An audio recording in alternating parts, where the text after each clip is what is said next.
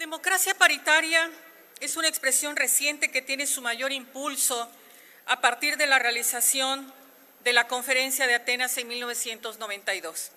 Esta definió la paridad como la total integración en pie de igualdad de las mujeres en las sociedades democráticas, utilizando para ello las estrategias multidisciplinarias que sean necesarias. El punto de partida de dicha reflexión en el ámbito político ha sido la revisión del concepto de ciudadanía bajo la consideración de que ésta se compone por igual de mujeres y hombres y, en consecuencia, ambos deben ser representados por porcentajes iguales en el sistema político.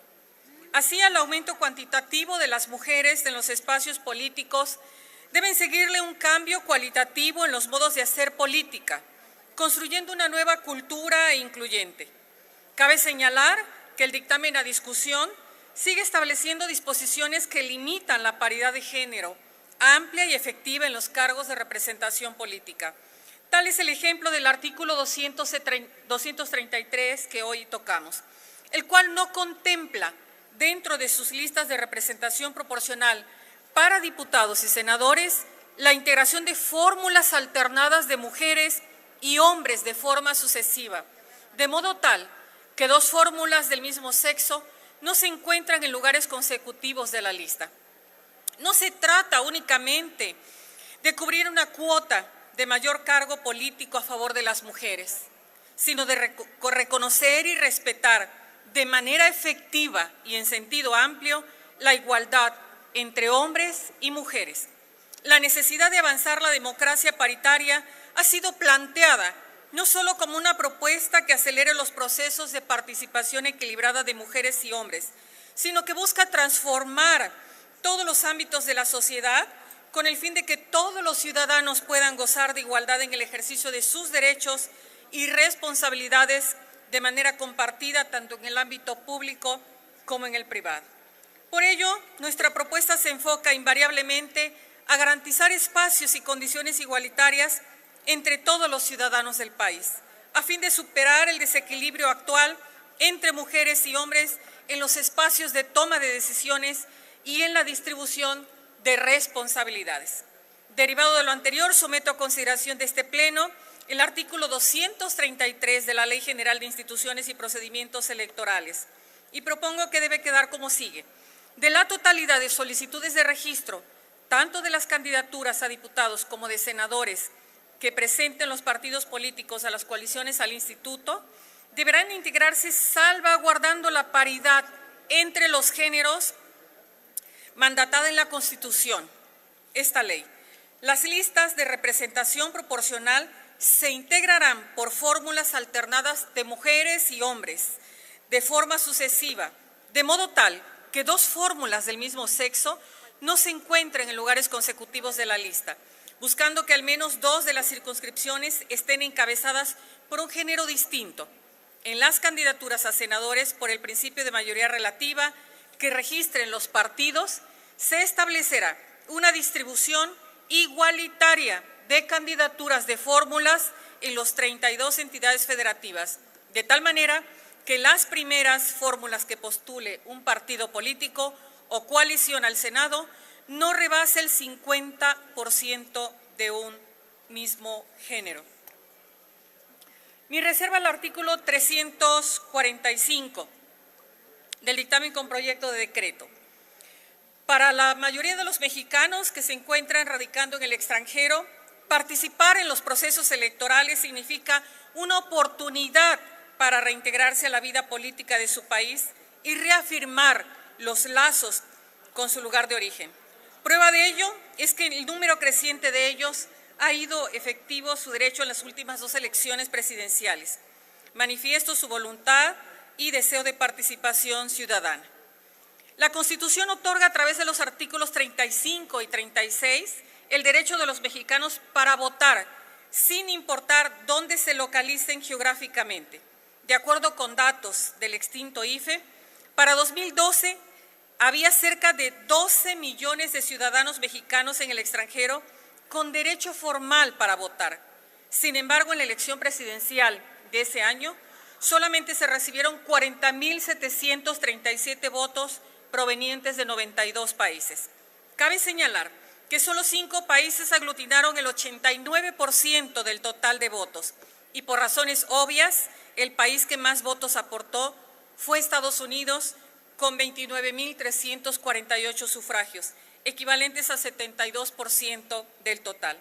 Esta cifra, si bien es alta en comparación con la votación emitida desde los demás países y representa 23% más que la elección del 2006, sigue siendo minúscula si se contrasta con el potencial padrón de votantes en Estados Unidos, que es de 4.200.000.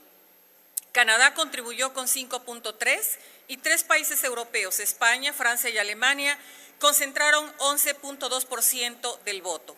Estos datos permiten concluir que, no obstante la población votante es numerosa, los connacionales deciden no ejercer su derecho, dejando entrever que hace falta promover el ejercicio de tal derecho.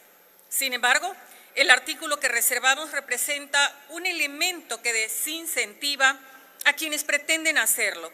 Además, puede suscitar, por un tecnicismo administrativo ajeno a los participantes de la jornada electoral, la pérdida de una cantidad importante de votos realizados de forma legítima.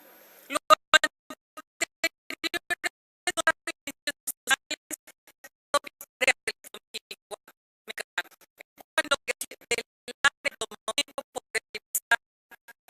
migrantes. Por lo tanto, la propuesta que someto a consideración de la Comisión, la siguiente reserva al artículo 345, párrafo 1 del dictamen con proyecto de decreto. Único. Se reserva el artículo 345, párrafo 1 de la Ley General de Instituciones y Procedimientos Electorales para quedar como sigue. Serán considerados votos emitidos en el extranjero los que se reciban por el Instituto hasta las 18 horas del día de la jornada electoral, tiempo del Centro de México. Mi siguiente reserva al artículo 1 del dictamen con proyecto de decreto, artículo 364. Nuestro país se ha caracterizado por preservar un arduo problema de discriminación hacia las mujeres en todos los ámbitos de la vida social.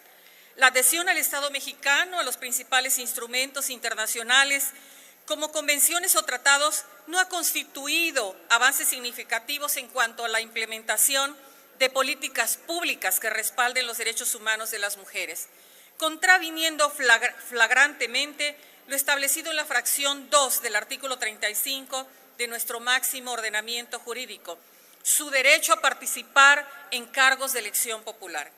Los integrantes de esta fracción parlamentaria a lo largo de la presente legislatura hemos trabajado tanto en los ámbitos federal como local para que la inclusión de las mujeres en todos los ámbitos de la vida pública se desarrolle en un ambiente de igualdad de oportunidades de aquellas que históricamente han sido reconocidas a favor de los hombres, y con ello poder garantizar el proceso integral y sustentable que fortalezca la soberanía y el régimen democrático al que aspiramos.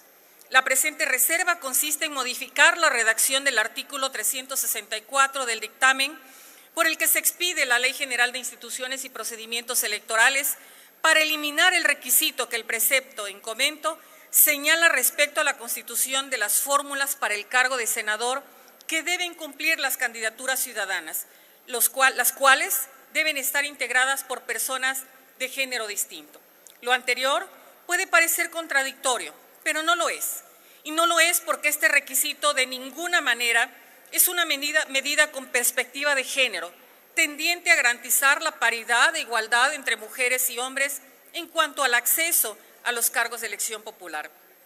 Esta exigencia no es más que un candado impuesto en contra de la posibilidad de contar con candidaturas independientes en los procesos electorales que se desarrollan en el país. Y fue establecida con el único objetivo de mantener oligopolizado el poder que detentan las tres fuerzas políticas, que deciden las reglas del juego, que desean jugar, o de lo contrario, ¿de qué manera nos podríamos explicar que dicha medida no haya sido extendida también a las fórmulas de los candidatos propuestos por un partido político?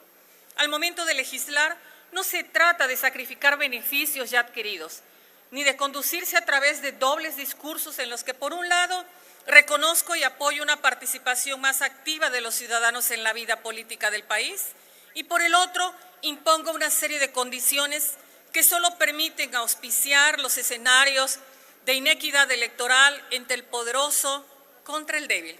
Derivado de lo anterior, someto a consideración del Pleno la siguiente reserva al artículo 364 de la Ley General de Instituciones y Procedimientos Electorales. Artículo 364 se elimina. ¿Es cuánto, señor presidente?